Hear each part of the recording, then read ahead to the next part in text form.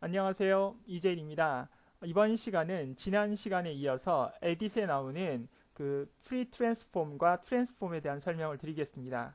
그 전에 지난번 강좌에서 시간이 좀 부족해서 스트로크 부분에 대한 설명을 자세하게 좀 못 드렸는데요. 일단 한 번 더 언급을 해드리고 프리 트랜스폼과 트랜스폼에 대한 설명을 드리도록 하겠습니다. 자, 그럼 먼저 사각 선택 툴이나 아니면 원형 선택 툴을 적당히 눌러서 여러분들이 화면에 이렇게 만들어 주시면 되겠습니다. 그리고 에딧에 보시면 스트로크 부분이 나와 있죠. 필은 제가 말씀드린 것처럼 선택 영역이나 아니면 그 스테이지 전체에 면색을 채우는데 그 면색을 정경색이나 배경색 또는 패턴 또는 회색으로 채울 수 있는 그런 일괄 명령이라 말씀을 드렸고요. 스트로크를 누르도록 하겠습니다. 스트로크를 눌러서 다시 색상은 빨간색으로 하고 그 다음에 위스를 제가 6픽셀로 작업을 한번 해보도록 하겠습니다. 자, 이것은 여러분들이 보시다시피 이것이 그 선의 두께, 그 다음에 이것이 선의 색상이라는 건 여러분이 아실 수가 있겠고요. 로케이션 부분인데 인사이드, 센터, 아웃사이드라는 것은 이 값의 그 선의 생성 위치를 안쪽으로 할 거냐, 가운데를 기준으로 할 거냐, 그 다음 아웃사이드를 기준으로 할 거냐를 물어보는데 이 말은 어떤 의미냐면 이런 선택 영역을 기준으로 했을 때 여러분 선택 영역을 기준으로 했을 때 이 점선 부분의 형태가 어느 부분으로 나오는지를 설명을 드리는 부분이라고 말씀을 드릴 수가 있겠습니다. 즉 다시 말씀드리면 형태로 다시 말씀을 좀 드리면 인사이드라고 얘기하는 것은 저희가 지금 6픽셀을 했지 않습니까? 근데 6픽셀의 부분을 안쪽으로만 이렇게 6픽셀을 만들어서 선의 두께를 만드는 거라고 생각을 해주시면 되겠고요. 형태로. 그 다음에 센터라는 것은 이렇게 해서 안쪽과 바깥쪽으로 이렇게 구현을 할 수 있는 부분인데요. 여기가 3픽셀, 여기가 3픽셀로 나오는 그런 부분이라고 보시면 되겠습니다. 형태가 지금 선택이 되어 있어서 화면상에서는 지금 나오지가 않는 부분인데요. 다시 한번 가도록 하겠습니다. 자, 그래서 이쪽을 기준으로 해서 이쪽이 3픽셀, 이쪽이 3픽셀에서 전체 6픽셀을 나타내는 부분이라고 보시면 되겠고요. 뭐 인사이드는 말씀드린 것처럼 안쪽으로 6픽셀이 되겠고 아웃사이드는 바깥쪽으로만 6픽셀이 나가는 그런 작업이라고 보시면 되겠습니다.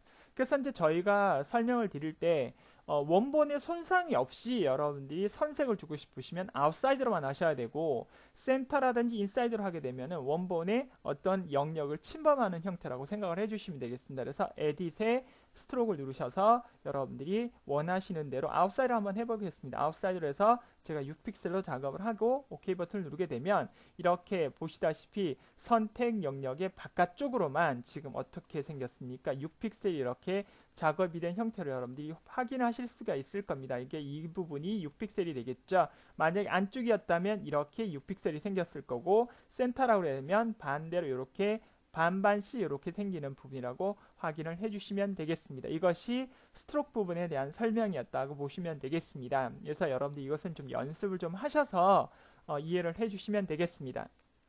자, 그러면 이번에는 프리 트랜스폼이라고 해서 여러분들이 글자라든지 도형이라든지 또는 이미지라든지 이런 부분들의 크기를 여러분들이 또는 각도를 또는 왜곡 형태를 여러분들이 작업을 하실 수 있는 부분이라고 보시면 되는데요.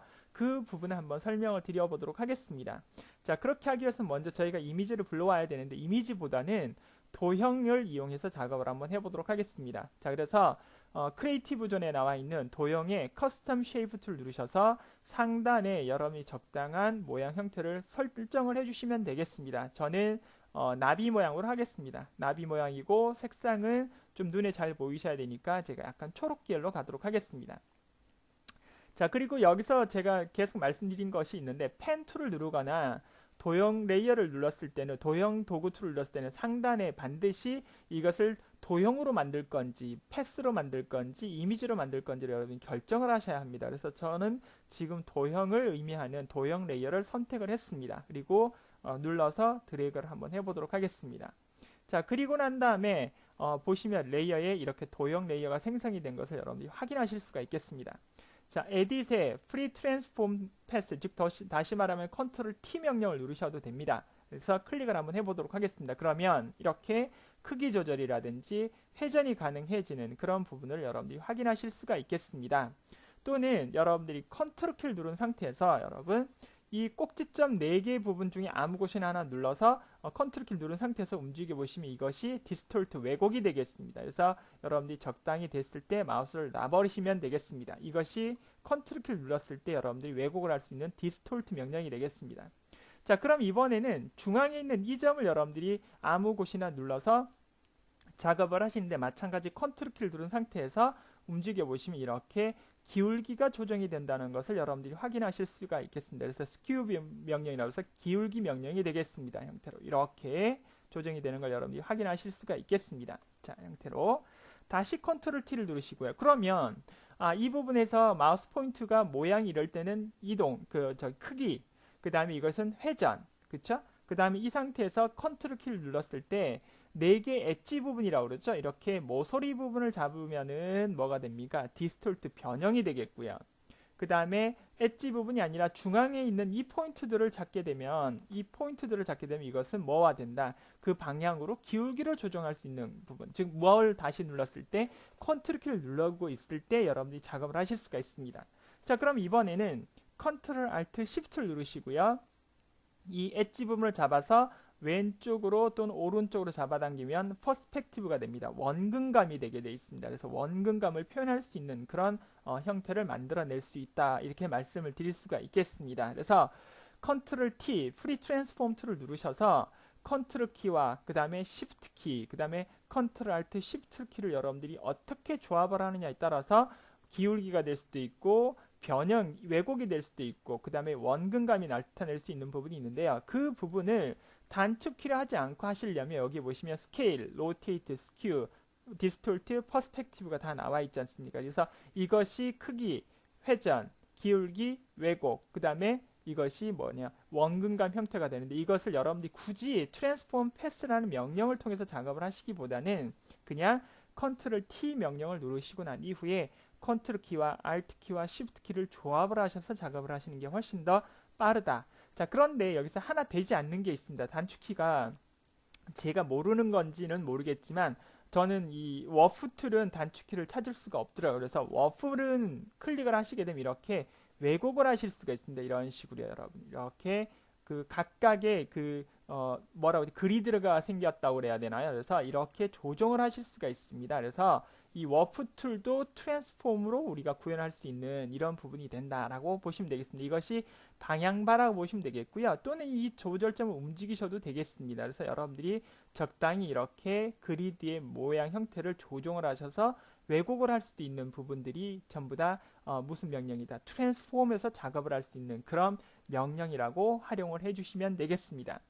자, 그러면 이번에는 글자를 한번 이용해서 작업을 한번 해보도록 하겠습니다. 저희가 보편적으로 이미지와 도형은 거의 같은 명령이라서 먹는데요. 글자는 안 되는 부분들이 있습니다. 한번 보여드리도록 하겠습니다. 그래서 저는 시간이 별로 없어서 빨리 좀 진행을 하도록 하겠습니다. 자, 디자인이라는 글씨를 쓰고 컨트롤 T를 눌렀습니다. 그래서 Shift를 눌러서 이렇게 크기 조정이나 회전은 가능하지만 자, 컨트롤 T를 눌러서 컨트롤 키를 누른 상태에서 기울기도 가능합니다. 그 다음에 왜곡도 가능하죠. 근데 이제 보시면 컨트롤 키가 컨트롤 키를 눌러서 왜곡을 시작했더니 왜곡이 여러분들이 원하는 대로 되지 않는 걸 여러분들이 눈으로 확인하실 수가 있겠죠. 또는 컨트롤 알트 시프트를 눌러서 마찬가지 원근감을 주고 싶을 때 이렇게 해보면 명령이 먹지 않는 것을 여러분들이 확인하실 수가 있습니다.